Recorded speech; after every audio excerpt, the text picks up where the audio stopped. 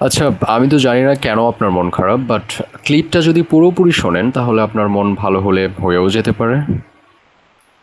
তুমি যদি আমাকে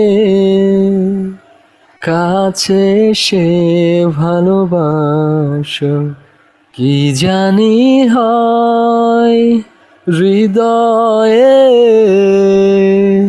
কি করে তোমায় বোঝাবো,